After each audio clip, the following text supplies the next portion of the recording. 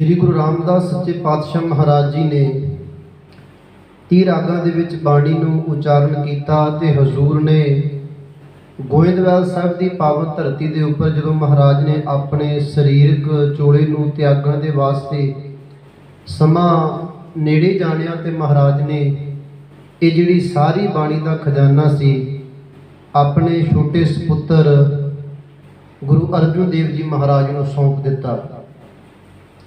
साध संगत जी, गुरु रामदास महाराज ने जो गुरियाई देण दा फैसला सी वो गुरु अर्जुन देव जी महाराज नूं कर दिता ते इस दे विरोध विच बाबा प्रिथिया खड़ा हो गया।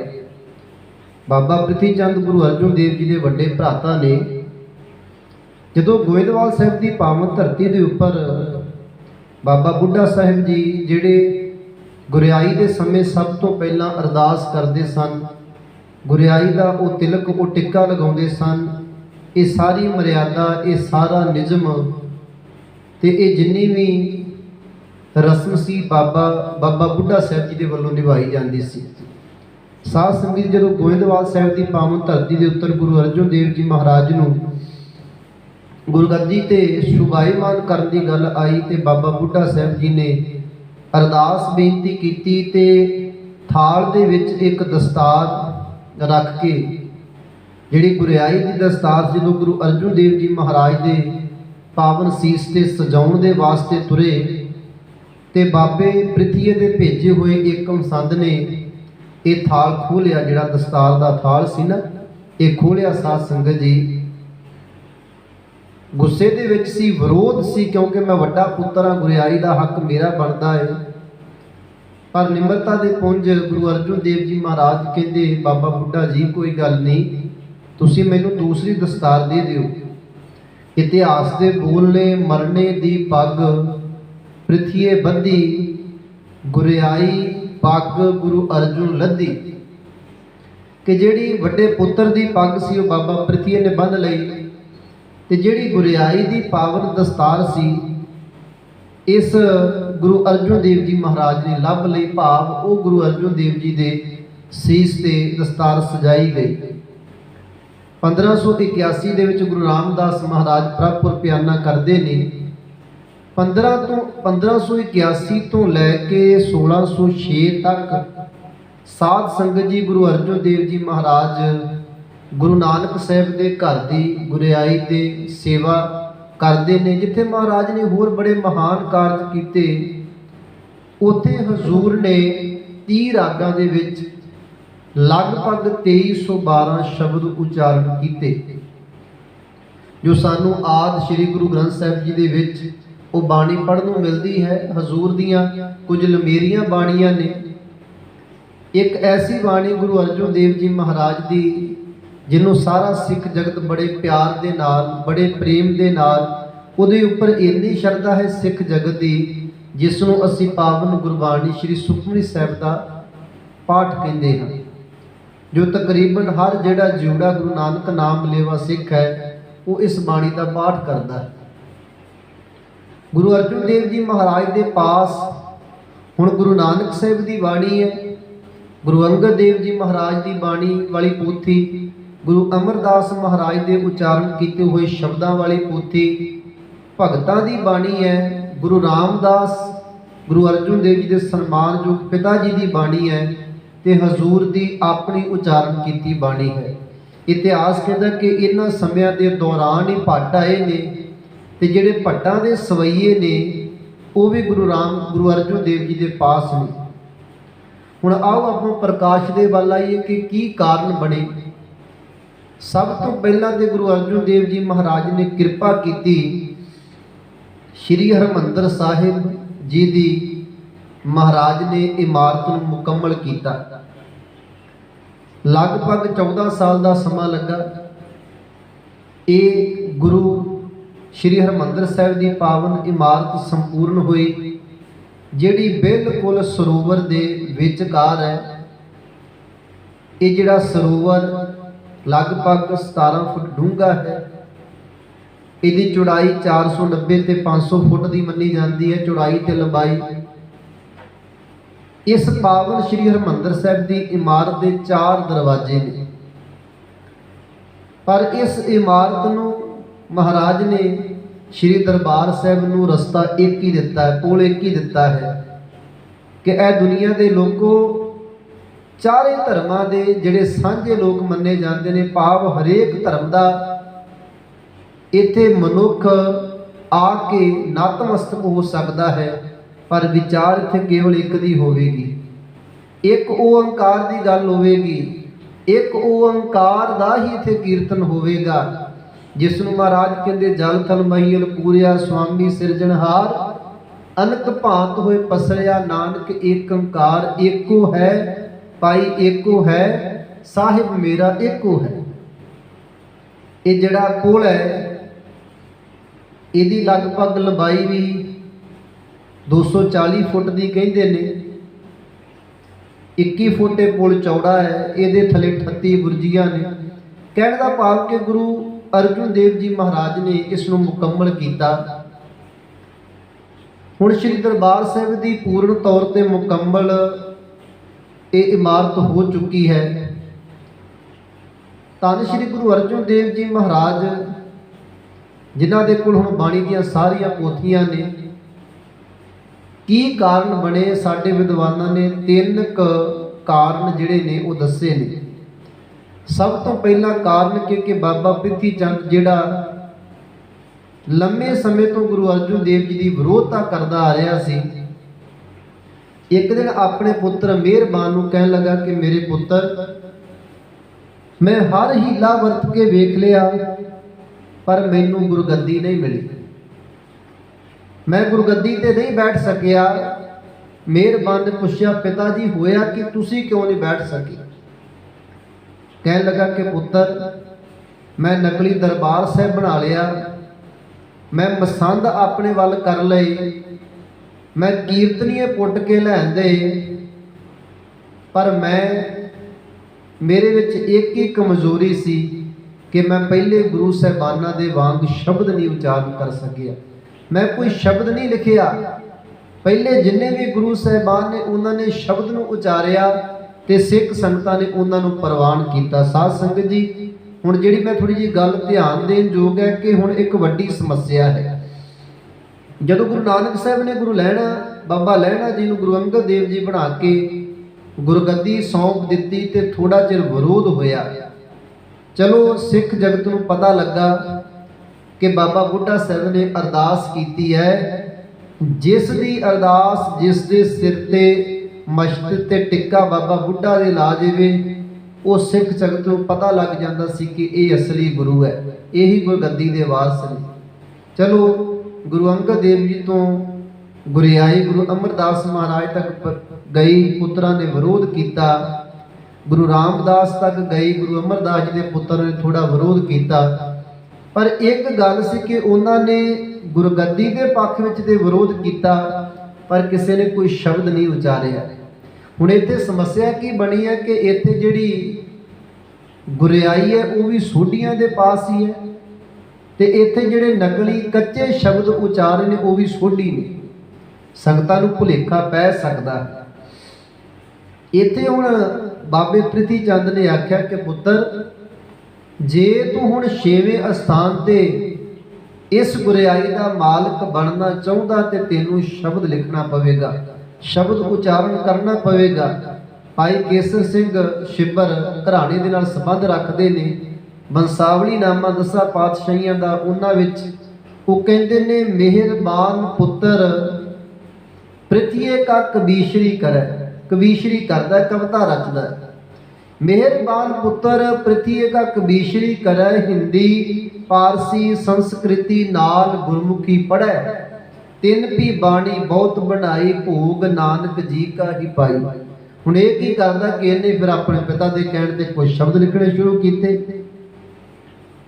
ਹੁਣ ਇਹ ਸਭ ਤੋਂ ਜਦੋਂ ਕਿਸੇ ਕਵਿਤਾ ਦੀ ਸਮਾਪਤੀ ਕਰਦਾ ਉੱਥੇ ਨਾਮ ਲਾ ਦਿੰਦਾ ਨਾਨਕ, ਕਿਉਂਕਿ ਨਾਨਕ ਮੋਹਰ ਹੈ, ਨਾਨਕ ਛਾਪ ਹੈ। ਤੇ ਗੁਰੂ ਅਰਜਨ ਦੇਵ ਜੀ ਮਹਾਰਾਜ ਨੂੰ ਸਾਰੀਆਂ ਗੱਲਾਂ ਦਾ ਪਤਾ ਲੱਗਾ।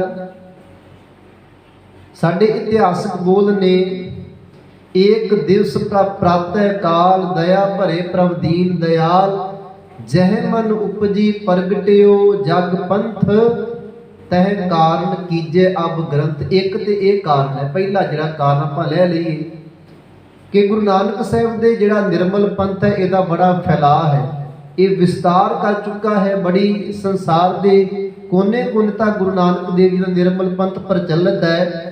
गुरु अर्जुन देव जी महाराज ने सोचा कि इस पंथ की अगवाई के वास्ते ग्रंथ होना अत जरूरी है। एक तो यह कारण सी। दूसरा कारण मैं पहला ही साझा किया कि जिहड़े कच्चे सन वो कच्ची बाणी का रला हुण पक्की दे विच पाउण वास्ते धैया कर चुके सन।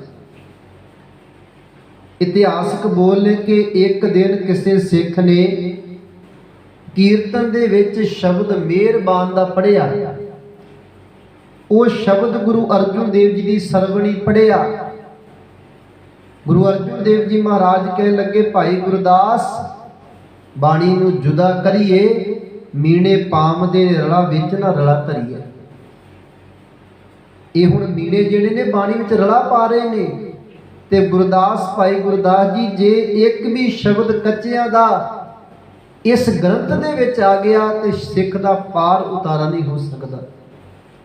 गुरु अर्जुन देव जी महाराज के वालों एक मीटिंग बुलाई गई।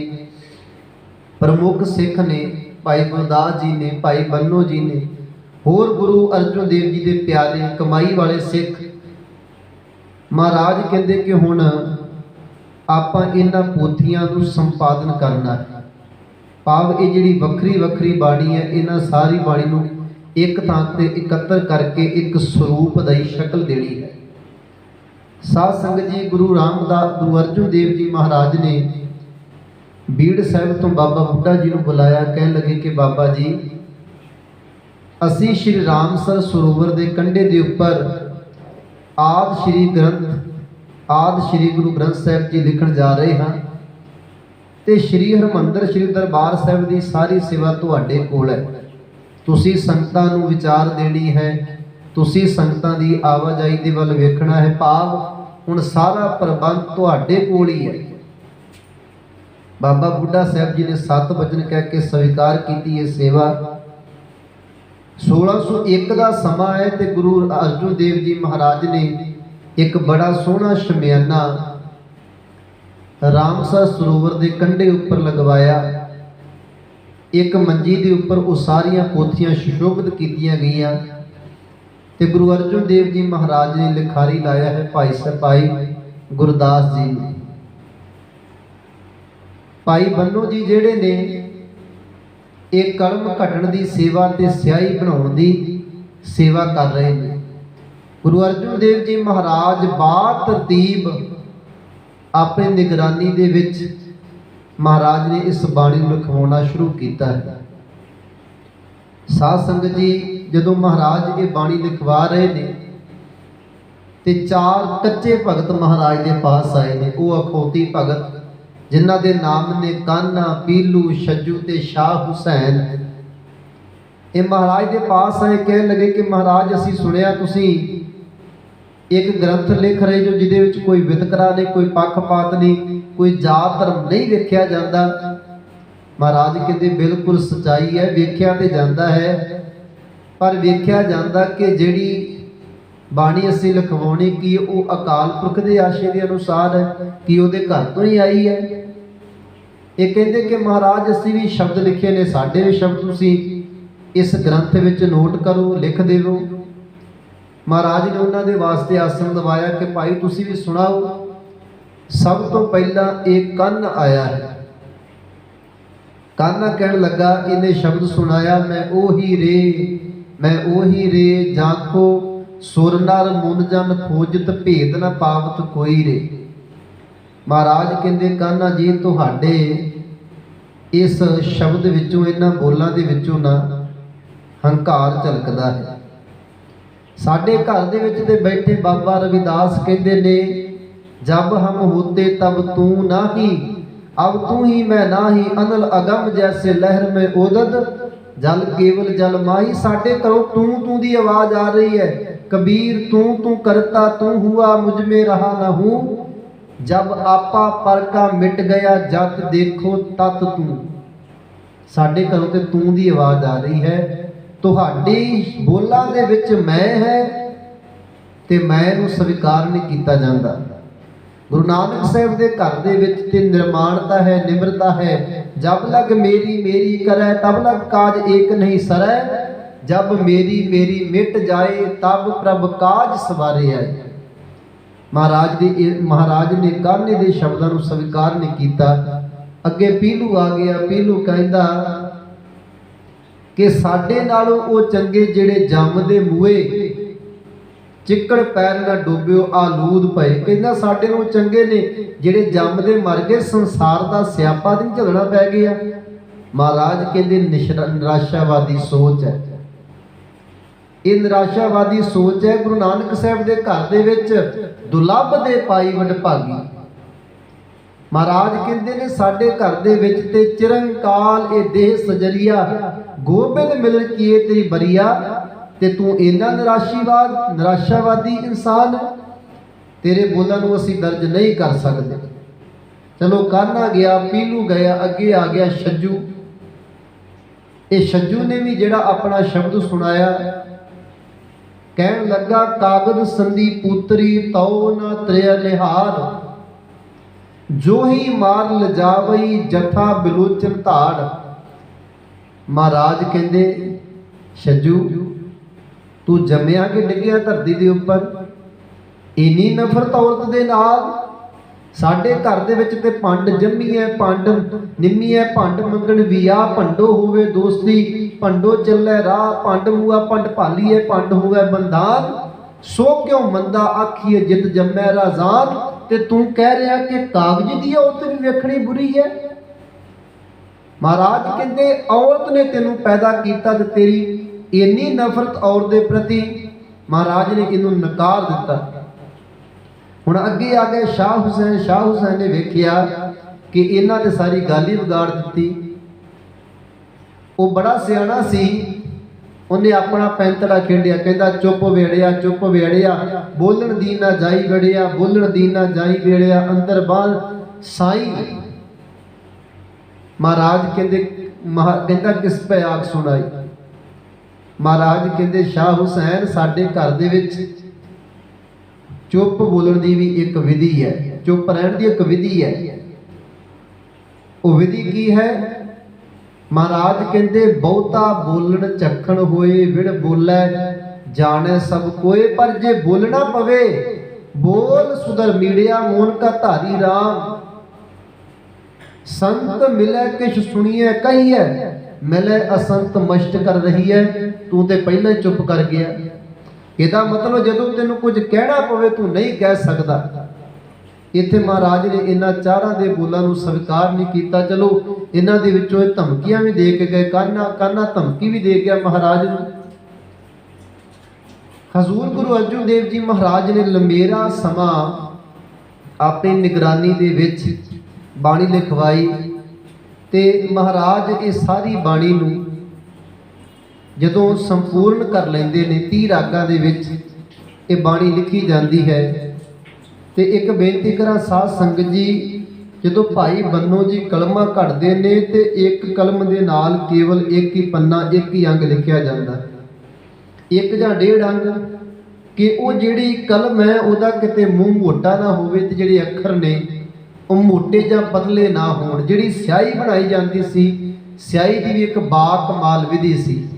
ਤਾਂਬੇ ਦਾ ਭਾਂਡਾ ਲਿਆ ਜਾਂਦਾ ਸੀ, ਉਹਦੇ ਵਿੱਚ ਕੁਝ ਸੋਨੇ ਦੀਆਂ ਕਣੀਆਂ ਪਾਉਣੀਆਂ ਸਾਧ ਸੰਗਤ ਜੀ।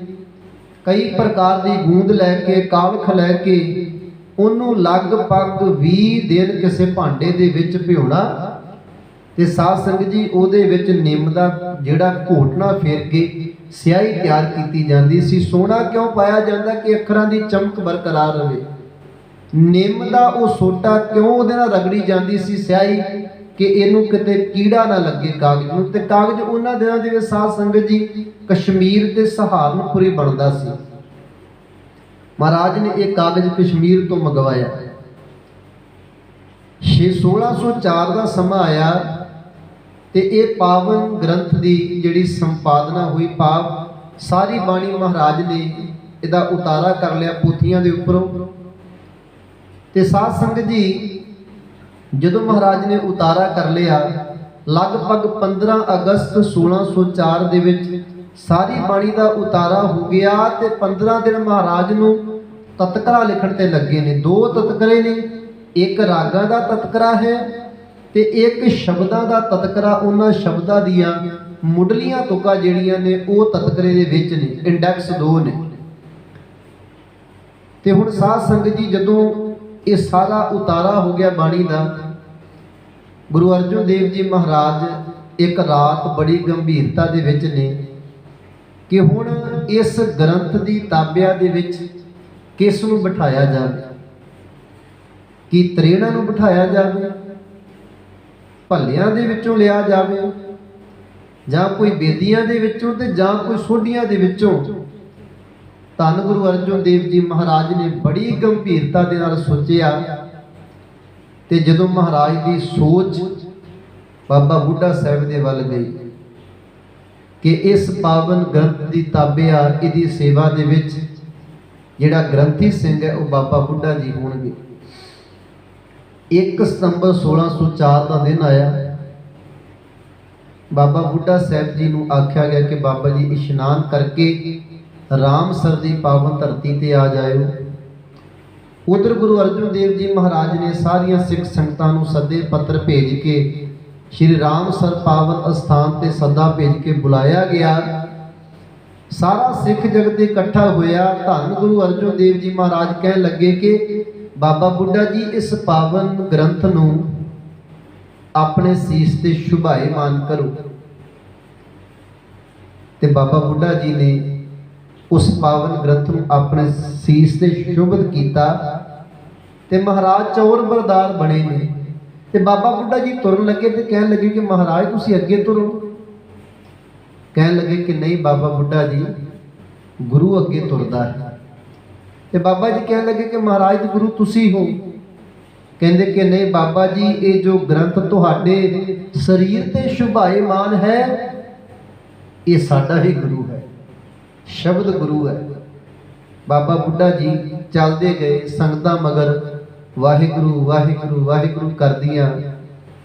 ਗੁਰੂ ਅਰਜਨ ਦੇਵ ਜੀ ਮਹਾਰਾਜ ਬੜੇ ਪ੍ਰੇਮ ਸਹਿਤ ਚੌਰ ਕਰਦੇ ਆ ਰਹੇ ਨੇ। ਸ਼੍ਰੀ ਹਰਿਮੰਦਰ ਸਾਹਿਬ ਅੰਮ੍ਰਿਤ ਵੇਲੇ ਉੱਥੇ ਪਹਿਲਾਂ ਹੀ ਮੰਜੀ ਸ਼ੁਭਾਇਮਾਨ ਕੀਤੀ ਸੀ। ਸਾਰੀ ਤਿਆਰੀ ਕਰਕੇ ਉੱਥੇ ਮਹਾਰਾਜ ਪਹੁੰਚੇ ਨੇ। ਇਤਿਹਾਸਕ ਬੋਲ ਨੇ, ਭੂਮ ਸੈਨ ਤਬ ਤਹਾਂ ਬਿਰਾਜੇ, ਗੁਰੂ ਗ੍ਰੰਥ ਮੰਜੀ ਪਰ ਸਾਜੇ। ਗੁਰੂ ਗ੍ਰੰਥ ਸਾਹਿਬ ਮਹਾਰਾਜ ਜੀ ਨੂੰ ਮੰਜੀ ਤੇ ਸ਼ੁਭਤ ਕੀਤਾ ਗਿਆ, ਆਪਾਂ ਪੀੜਾ ਸਾਹਿਬ ਕਹਿ ਲਈਏ। ਗੁਰੂ ਅਰਜਨ ਦੇਵ ਜੀ ਮਹਾਰਾਜ ਸੰਗਤ ਵਿੱਚ ਬੈਠੇ ਨੇ ਤੇ ਕਹਿਣ ਲੱਗੇ ਕਿ ਬੁੱਢਾ ਸਾਹਿਬ ਖੋਲੋ ਗ੍ਰੰਥ, ਲਿਖੋ ਆਵਾਜ਼, ਸੁਨੇ ਸਭ ਪੰਥ, ਅਦਬ ਸੰਗ ਗ੍ਰੰਥ ਤਬ ਖੋਲਾ, ਲੈ ਆਵਾਜ਼ ਬੁੱਢਾ ਮੁਖ ਬੋਲਾ ਸੂਹੀ। ਮਹੱਲਾ ਪੰਜਵਾਂ। ਸੰਤਾਂ ਕੇ ਕਾਰਜ ਆਪ ਖਲੋਇਆ, ਹਰ ਕੰਮ ਕਰਾ ਬਣਾਇਆ ਰਾਮ, ਤਰਤ ਸੁਹਾਵੀ ਤਾਲ ਸੁਹਾਵਾ, ਵਿੱਚ ਅੰਮ੍ਰਿਤ ਜਲ ਛਾਇਆ ਰਾਮ। ਪਹਿਲੀ ਵਾਰ ਸ਼੍ਰੀ ਦਰਬਾਰ ਸਾਹਿਬ ਦੇ ਵਿੱਚ ਆਦਿ ਸ਼੍ਰੀ ਗੁਰੂ ਗ੍ਰੰਥ ਸਾਹਿਬ ਜੀ ਦਾ ਪ੍ਰਕਾਸ਼ ਹੋਇਆ। ਸ਼੍ਰੀ ਮੁਖ ਵਾਕ ਬਾਬਾ ਬੁੱਢਾ ਜੀ ਨੇ ਆਪਣੀ ਮੁਬਾਰਕ ਰਸਨਾ ਤੋਂ ਉਚਾਰਨ ਕੀਤਾ। ਤੁਸੀਂ ਵੇਖੋ ਕਿੰਨੀ ਬਾਕਮਾਲ ਗੱਲ ਹੈ ਕਿ ਗੁਰੂ ਅਰਜਨ ਦੇਵ ਜੀ ਮਹਾਰਾਜ ਦੇ ਮੁਬਾਰਕ ਮੁਖਾਰ ਬਿੰਦ ਤੋਂ ਉਚਾਰਨ ਕੀਤਾ ਹੋਇਆ ਸ਼੍ਰੀ ਮੁਖਵਾਕ ਆਇਆ ਹੈ। ਗੁਰੂ ਅਰਜਨ ਦੇਵ ਜੀ ਮਹਾਰਾਜ ਨੂੰ ਸਿੱਖਾਂ ਨੇ ਪੁੱਛਿਆ ਕਿ ਮਹਾਰਾਜ ਇਸ ਪਾਵਨ ਗ੍ਰੰਥ ਦਾ ਸੁਖ ਹਾਸਲ ਕਿੱਥੇ ਕੀਤਾ ਜਾਵੇਗਾ। ਉਸ ਦਿਨ ਮਹਾਰਾਜ ਨੇ ਮਰਿਆਦਾ ਬੰਨ੍ਹੀ ਹੈ। ਅੱਜ ਤੱਕ ਸਾਧ ਸੰਗਤ ਜੀ ਉਹ ਮਰਿਆਦਾ ਚੱਲਦੀ ਆ ਰਹੀ ਹੈ। ਉਹ ਕੋਟਾ ਸਾਹਿਬ, ਉੱਥੇ ਮਹਾਰਾਜ ਦੇ ਸੁਖ ਹਾਸਲ ਦੀ ਸੇਵਾ ਹੋਣ ਲੱਗੀ। ਤੇ ਜਿਹੜੀ ਅੱਜ ਵੀ ਚਾਦਰ ਅਸੀਂ ਪਲੰਘ ਦੇ ਹੇਠਾਂ ਵਿਛਾਉਂਦੇ ਹਾਂ ਸਾਧ ਸੰਗਤ ਜੀ, ਇਹ ਗੁਰੂ ਅਰਜਨ ਦੇਵ ਜੀ ਮਹਾਰਾਜ ਦੀ ਪ੍ਰਤੀਕ ਹੈ ਕਿ ਮਹਾਰਾਜ 1604 ਤੋਂ ਲੈ ਕੇ 1606 ਈਸਵੀ ਤੱਕ ਉੱਥੇ ਸ਼੍ਰੀ ਕੋਟਾ ਸਾਹਿਬ ਦੇ ਵਿੱਚ ਹੀ, ਜਿੱਥੇ ਗੁਰੂ ਗ੍ਰੰਥ ਸਾਹਿਬ ਮਹਾਰਾਜ ਦਾ ਪਲੰਘ ਦੇ ਉੱਪਰ ਜਿਹੜਾ ਇਹ ਗ੍ਰੰਥ ਪਾਵਨ ਗ੍ਰੰਥ ਸ਼ੁਭਾਇਮਾਨ ਹੈ, ਉੱਥੇ ਮਹਾਰਾਜ ਪੁੰਜੇ ਧਰਤੀ ਤੇ ਆਪ ਲੇਟ ਕੇ ਵਿਸ਼ਰਾਮ ਕਰਦੇ ਨੇ। ਸਾਧ ਸੰਗਤ ਜੀ, ਇਹ ਸੀ ਸ਼੍ਰੀ ਗੁਰੂ ਗ੍ਰੰਥ ਸਾਹਿਬ ਜੀ ਦੀ ਪਾਵਨ ਸੰਪਾਦਨਾ ਦਾ ਇਤਿਹਾਸ। गुरु अर्जन देव जी महाराज ने महान बख्शिश की कि संसार की झोली दे विच उस अकाल पुरख के घर के बोल सਦੀव काल दे विच पा दिते, क्योंकि भावें गुरु ही है पर गुरु का शरीर भी सदा वास्ते नहीं है, क्योंकि शरीर का एक समा निश्चित किया जाता है।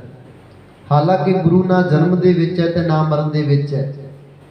जन्म मरण दुहु मैं ना ही जन पर उपकारी आए, जी दान दे भगती लाए न हर सो लैन मिलाए। पर हाँ शरीर का समा है। गुरु साहब ने सदीव काल वास्ते सिख नूं शब्द दे नाल ही जोड़िया है।